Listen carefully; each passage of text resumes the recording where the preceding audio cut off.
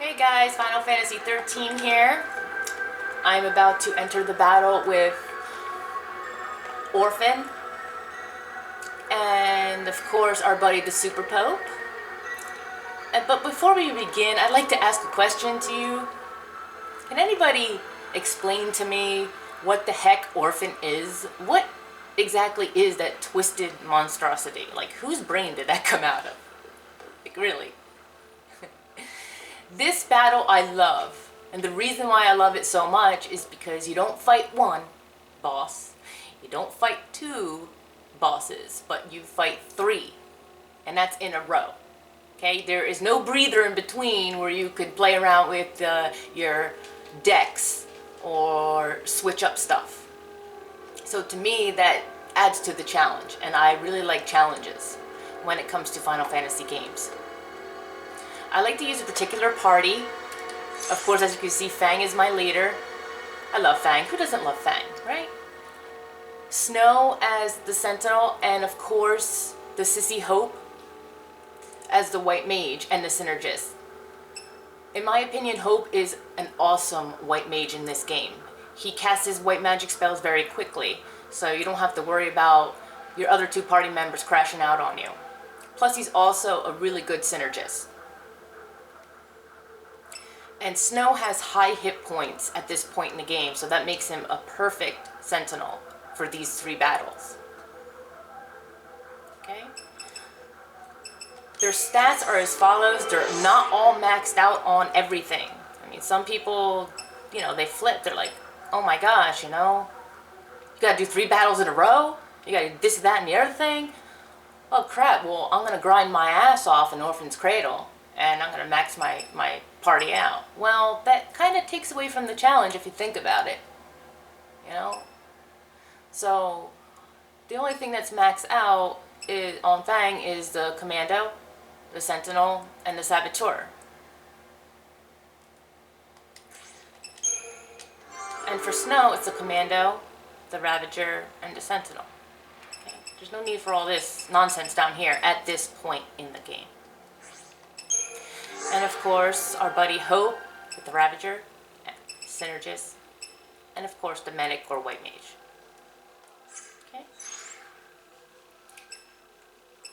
Their equipment is straightforward. The Calamity Spear, of course, because Fang is going to be doing a lot of saboteuring with these battles. And I'll explain to you a little bit how I use Fang as a saboteur once we get in the midst of things, when we start getting these battles going. Now, most important about the accessories is the Seraph's Crown. Now guys, you don't need to equip every party member with the Seraph's Crown. The reason being is, if Hope or Snow go down, you can always cast Raise, which in my opinion takes too long, so I usually throw a Phoenix down. But if your party leader goes down, their whole party is wiped out, which in my opinion is BS. So I just equipped the leader with the Seraph's Crown, maxed out of course, as far as you can go at this point in the game. Snow, his weapon is an Umbra and is at level 1. It's not really important to max out his weapon, in my opinion, at this point. So I just leave him at that. I usually equip him with resistance accessories, especially magic resistance. Because these 3 battles are mostly magic based. Hope, the Sky Cutter, and of course increasing magic accessories. Because when he casts his white magic spells, you really, want a little oomph on those spells. Okay. As far as the decks go, this is how I like setting up for these 3 bosses. You might do it differently, but this works really good for me. You really don't need Combat Clinic, guys. You don't. Because Hope is good enough. He's a great white mage. So you just need solidarity. And you don't need Tortoise. I see a lot of people saying, oh my gosh, why aren't you using Tortoise? What's the matter with you? Like, what about Ultima and holy crap and Orphan? He does this crazy shit on you. And I was like, well, the thing is, you have to be quick. You have to be quick. Okay? If you're quick about it, then you'll be alright. There's no need to stress out over it. I mean, no controller throwing. None of that business. You do want Try Disaster because you want to drive their stagger gauges up as quick as possible. Now when you walk in here, your first battle is going to be with Super Pope. And of course, when you walk in here, he harasses you more, he laughs at you more, he teases you. But all in all, Super Pope at this point in the game is such a pushover. His third form he's a pushover. Really. I'll smack him down, I want to say in less than 5 minutes. Yeah. So, I usually skip all these cutscenes because I've been playing, you know, when you play a game over and over 3, 4, 5, 6, 7 times, it really gives you an upset stomach watching these things over and over again. So, I'm just going to get on with it. I mean,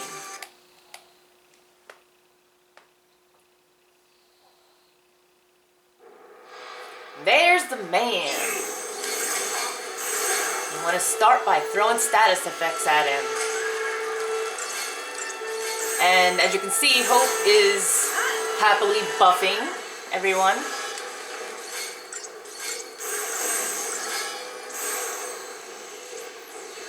Oh, come on, Fang.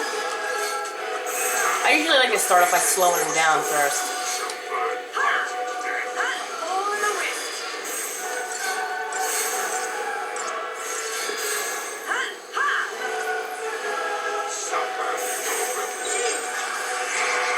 In my opinion, Ultima is nothing. Doesn't do anything. It's just an annoyance.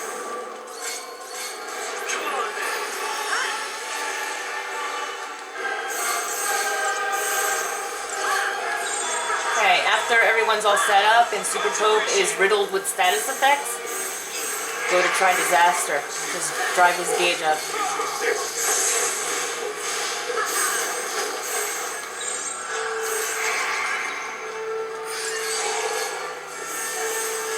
Once he's staggered, go all out. The only thing you really gotta watch for in this battle is his laughing at you. So when he's about to laugh at you, I just go to Solidarity because that laugh can hurt you a little bit. But nothing to cry about.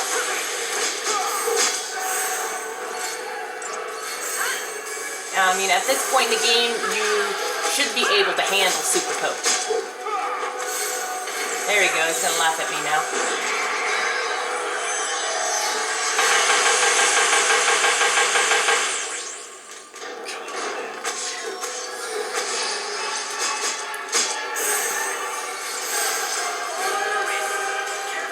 Now if you notice his health, he's almost done.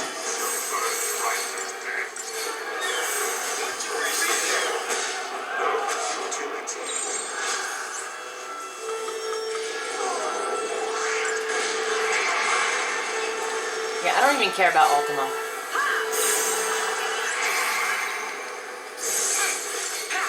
just gonna finish him off.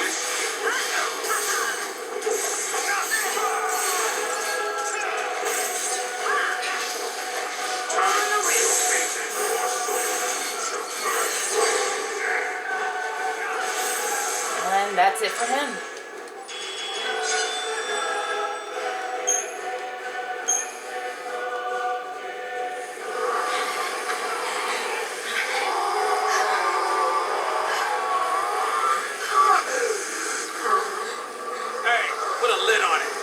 Right? You tell him, Saz. Like, seriously. Release. Yeah. It's done. No, it's not.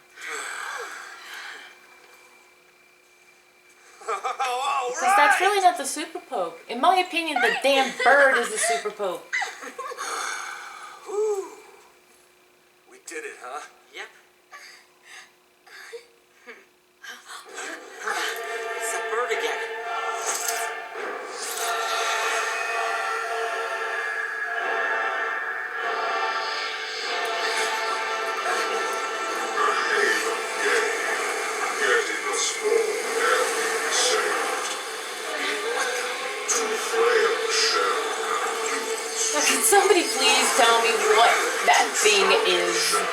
besides the obvious Orphan. What the heck? Salvation. Two irreconcilable focuses we all. Yet bound were we in a cocoon prison, impervious to our power. And so we thank you for granting us our longed-for birth. Dysley? No, not anymore. We are the abandoned. All about to die. Our name Yeah, let's get it on with it. Now, he greets you with a lovely present, so you have to be ready for that one. I just go right to solidarity and be done with it.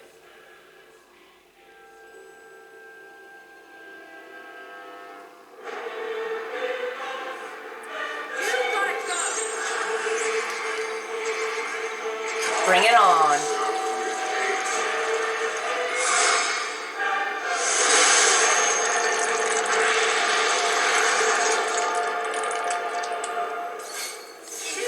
You guys, no need for tortoise.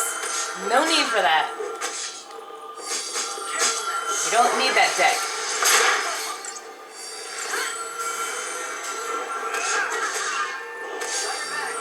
Now once you're a little above halfway on your hit points, when Hope does his job, just go to pre-meditation.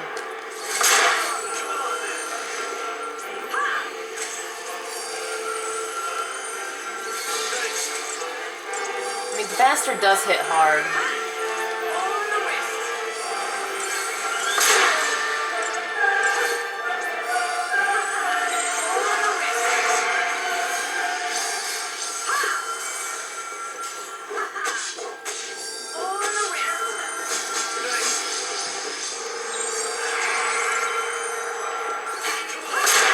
Bitch slaps.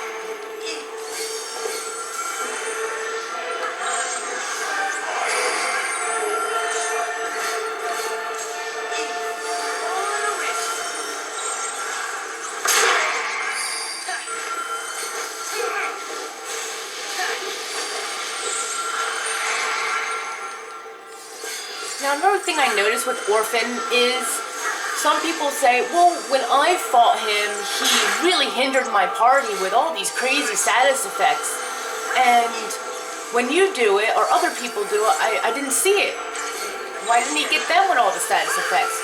Well, guys, really, if you pay attention, and if you played this game numerous times, why he does that is, if you get him, see how he's hindered, how I hindered him with all those status effects? He will counter-attack with his status effects. But if you don't throw status effects at him, he won't do it to you. Oh no. See, I wasn't paying attention because I was yapping. And he got me. But no biggie.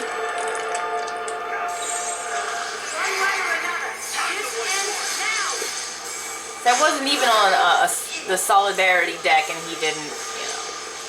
So just be quick about it.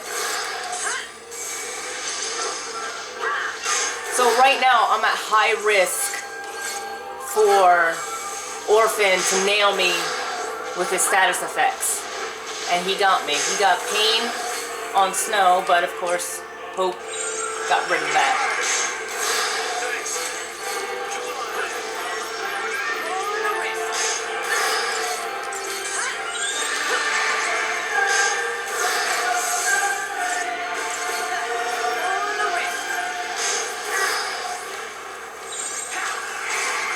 Once I'm satisfied with the status effects I put on him, I go to try disaster and I drive his gauge up. only status effects I like putting on him is deprotect and deshell.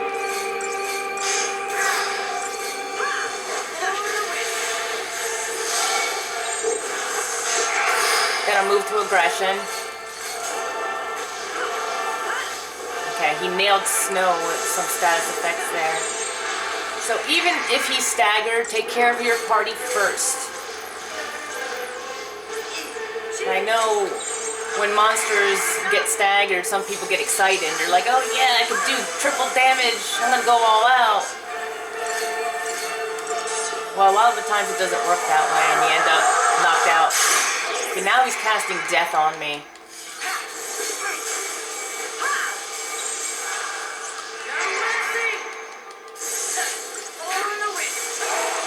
Oh crap.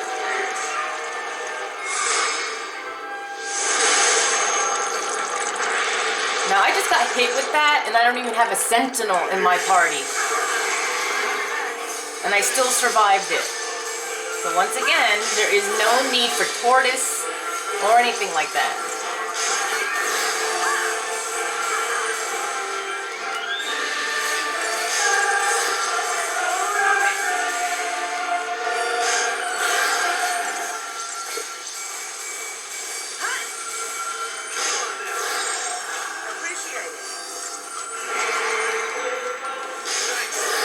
A lot of the times I just spend one go at a deck. Like I won't stay on it. Like I'll keep cycling through the decks as quickly as possible. You don't want to camp out on one particular deck. That's how I do it anyway, and it makes it quick and efficient.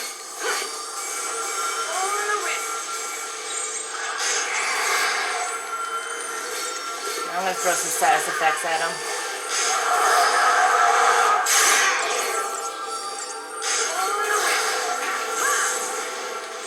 That should be good enough.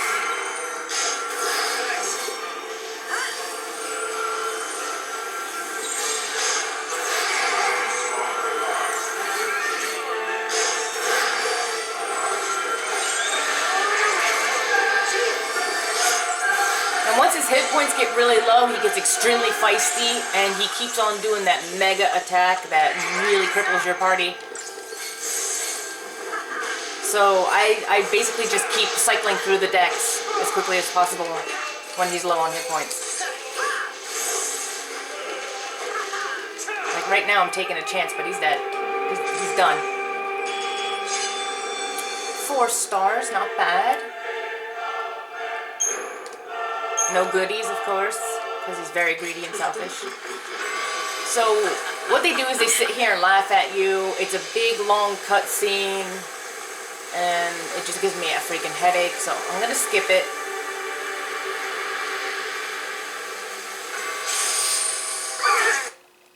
Who wants to watch that? All that sissy talk. I mean, the cutscenes are so long that I have to skip through them like 5 times. Like, really, I don't have the patience for that. I just want to get busy. I just want to kick some ass.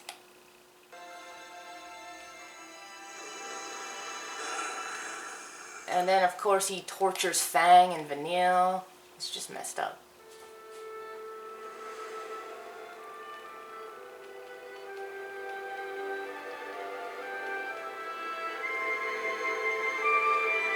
Aw, how sweet. Let's get on with it. Oh, come on. Yeah, go time. And this little freaking elf is a pain in the ass. Not only is it a pain in the ass, is he casts doom on you, as you can see. So you freaking timed. And you can't even hurt him unless you stagger him. So your main focus here is staggering the bitch.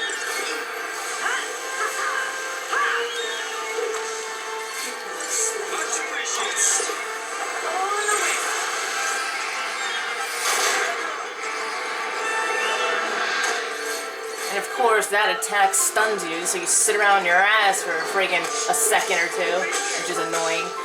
But most of all, you just want to try disaster. I want to stagger this egg.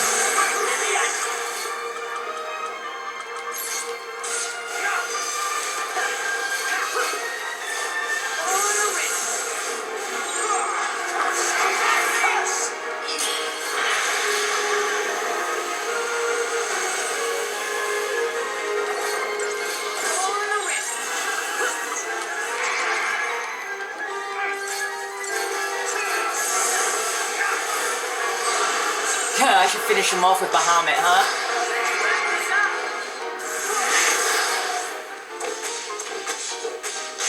Now, he does still attack you when he's staggered, but I know you know that. Here, how about we summon Bahamut just to finish him off, right?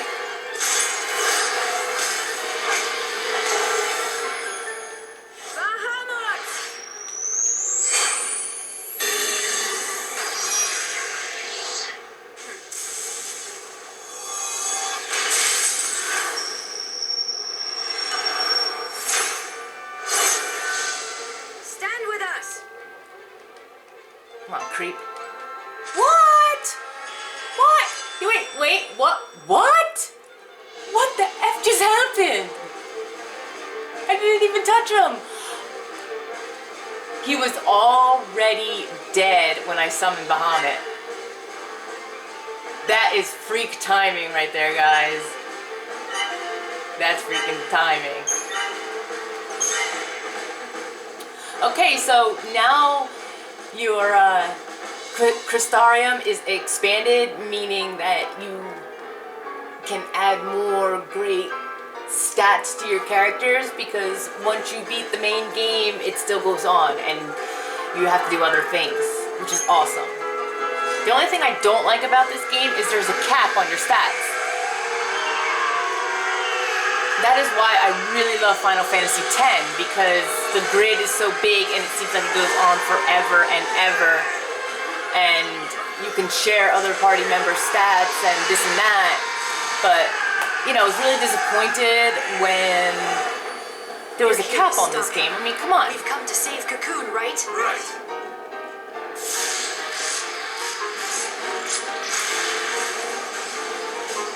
Now, I don't know about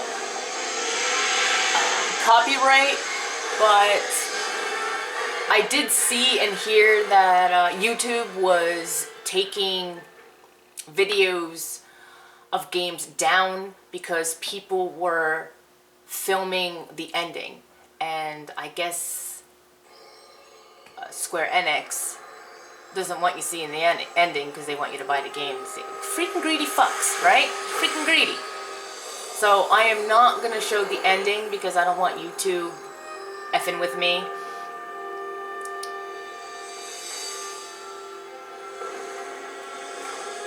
So the next video I'll make is when I go to Titan's Trials, and it will be Attackus. I think it's Attactus or Tackus. That creature at the end that a lot of people say they cannot stagger. Well guys, I'm going to try to stagger him for you, okay? Hey, grab my hand. Okay.